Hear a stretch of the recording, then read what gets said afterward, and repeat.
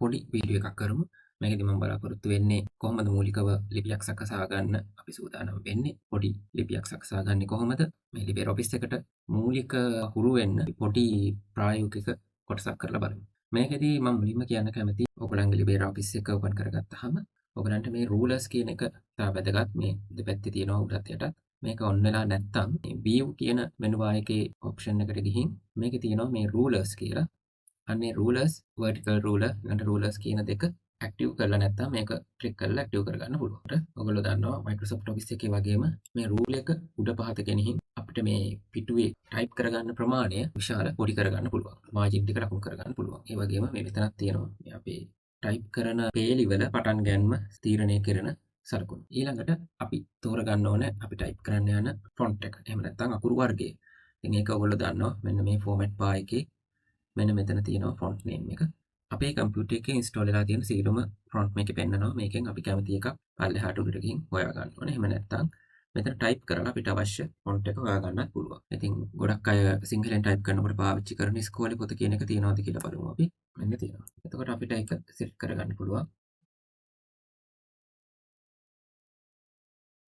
ඊට පස්සේ අපිට මේකෙන් සිංහල type කරන්න නම් ඔයගොල්ලෝ දන්නවා මේ අපේ කම්පියුටර් එකේ යට තියෙන ඉංග්‍රීසි සිංහල කියන අර keyboard layout එක වෙනස් කරගන්න ඕනේ.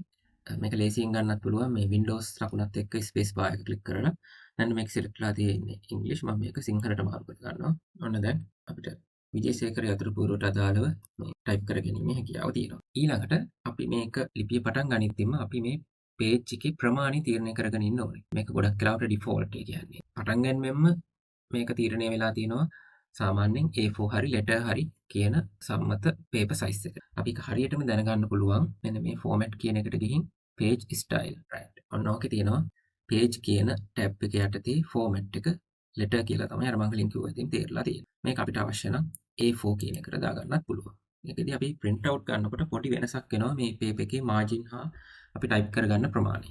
ඉතින් මේකේ දිග පළල සඳහන් වෙනවා. ඊට පස්සේ මෙතනින් තෝරගන්න පුළුවන් අපිට මේක දිග අතටද එහෙම නැත්නම් පළල අතටද අපිට ලිපිය type කරගන්න අවශ්‍ය වෙන්නේ කියලා. ඉතින් මෙන්න මේ දේවල් තීරණය කරලා අපි මේක ඕකේ කරනවා. දැන් අපි මේ ලිපිය සකස් කරගන්න සූදානම්. දැන් එතකොට සමහරුන්ට නම් මේ විජේසේකර යතුරුපුරු මතකයි ඒ keys තියෙන තැන් මතකයි. ඉතින් එහෙම අයට කෙලින්ම තමන්ගේ ලිපිය type කරගන්න පුළුවන්. එහෙම නැත්නම් මේකට ලේසි ක්‍රම උපාංග කීපයක් තියෙනවා. මම නම් පාවිච්චි කරන්නේ pencil කියන සෙරින් බිට ආයතනයෙන් නිෂ්පාදනය කරලා තියෙන පොඩි software එකක්. ඉතින් මේ වගේ software තමන්ගේ කම්පියුටරේ නැති අයට කිසි ගැටලුවක් නැහැ. ඉන්ටර්නෙට් තියෙනවා නම් Google Chrome browser එක හරි වෙන මොන හෝ browser එකක් කර ගිහිල්ලා ඒකේ type කරගන්න Google Input Tools සිංහල කියලා. අන්න එතකොට Google ආදාන මේවලම් කියන නමින් ඔයගලන්ට එනවා. ඒකේ ක්ලික් කරන්න මේ ඒ උත්සාහ කරලා බලන්න කියන තැන. අන්න එතන අපි කතා කරන භාෂාවෙන් එහෙම නැත්නම් අපි ෆෝන් එකේ SMS ගහන භාෂාවෙන් අපිට සිංහල type කරගන්න පුළුවන්. උදාහරණයකට මම type කරන්නම්. එතෙන්දී හැබැයි මතක ඇතුව අපි නැවතත් ඉංග්‍රීසි කියන එකට මාරු කරගෙන තියෙන්න ඕනේ. එතකොට තමයි මේ Unicode විදිහට මේක type කරන්න පහසු වෙන්නේ. මම type කරනවා දැන් මම ගෙදර යනවා. දැක්කද? තාම පහසෙන් මේක type කරගන්න පුළුවන්. විශේෂ අකුරු අවශ්‍ය වුණොත් මෙන්න මේකෙන් ගන්නත් පුළුවන්. ඊට පස්සේ අපිට මේක select කරලා copy කරගෙන අපේ ලිපියට ඇවිල්ලා paste කරගන්න පුළුවන්. හරි. ඔන්න ඔය විදිහට කුමනා හෝ ක්‍රමයකින් type කරලා හරි එහෙම නැත්නම් Google Input Tools පාවිච්චි කරලා අපි පොඩි ලිපියක් type කරගමු. මේ විදිහට. හරි. මෙන්න තා කුඩා ලියුමක්. දැන් මේක අපි මෙහෙම print out ගන්න සුදුසු නෑ. දැන් මොනවද මේක කරන්න තියෙන්නේ? අපි මේ font size එක ටිකක් ලොකු කරගන්නවා. මොකද මේ ලියුම කොලේ පිරෙන්නම නැති නිසා. කොහොමද මේක කරන්නේ? අපිට මේ අකුරු ලොකු කරගන්න අවශ්‍ය ටික මේ විදිහට select කරගන්න ඕනේ. එහෙම select කරගෙන format bar එකේම front කියන එක ළඟම තියෙනවා font size කියන option එක. අන්න ඒක click කරලා ඒකෙන් අපිට අවශ්‍ය ප්‍රමාණය select කරගන්න පුළුවන්. මෙන්න මේ විදිහට අපිට අවශ්‍ය ප්‍රමාණයට මේ අකුරු වල size එක වෙනස් කරගන්න පුළුවන්. ඊළඟට අපිට මේ මාතෘකාව තද බැහැ කරගන්න. නැත්නම් bold කරගන්න ඕනේ. කොහොමද කරන්නේ? මෙන්න මේ විදිහට මේක select කරලා මෙතන තියෙනවා මේ bold කියන option එක මම කලින් දවසෙත් මේවා කියලා දුන්නා. ඒක click කරන්න. ඊට පස්සේ අපිට මේක යටින් ඉරක් ගහ ගන්න ඕනේ. මෙන්න මේ විදිහට අපිට මේ ඉර වෙනස් කරගන්න ඕන නම් මේ කුඩා ත්‍රිකෝණ සලකුණට ගිහින් මේ විදිහට වෙනස් කරගන්න පුළුවන්. දැන් මොකද්ද මේ මාතෘකාව මෙහෙම තියලා හරියන්නේ නැහැ. අපි මේක ගන්න ඕනේ මේ පිටුවේ මැද්දට. අන්න එතන තියෙනවා මෙන්න මේ option alignment option ටික. එකෙන් මම align center කියන එක select කරනවා. හරි. මේක මැද්දට ආවා. ඊළඟට මේ ලියුමේ දැන් මේක නම් කෙටි වගන්තියක් තියෙන හින්දා මේක එච්චර පැහැදිලි නැති වෙන්න පුළුවන්. හැබැයි ටිකක් ලොකු ලිපියක මේ තියෙන මේ අන්තර්ගතයේ තියෙන වචන පේලි එහෙට මෙහෙට හරියට ලස්සනට ඇවිල්ලා නැහැ. අන්න ඒකට තමයි තියෙන්නේ මේ alignment tool alignment option වල justified කියන එක.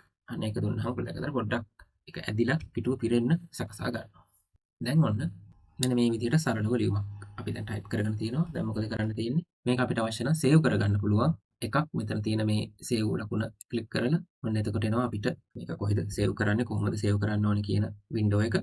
මේකෙන් අපි තෝරගන්න ඕනේ මෙන්න මේ වම් අත පැත්තේ තියෙන මෙනු එකෙන් කොහෙටද අපි මේක සේව් කරන්න කියලා. එතකොට අපිට ඉතා හදිසියෙන් හොයාගන්න එකක් නම් අපි මේක ඩෙස්ක්ටොප් එකට සේව් කරන්න පුළුවන්.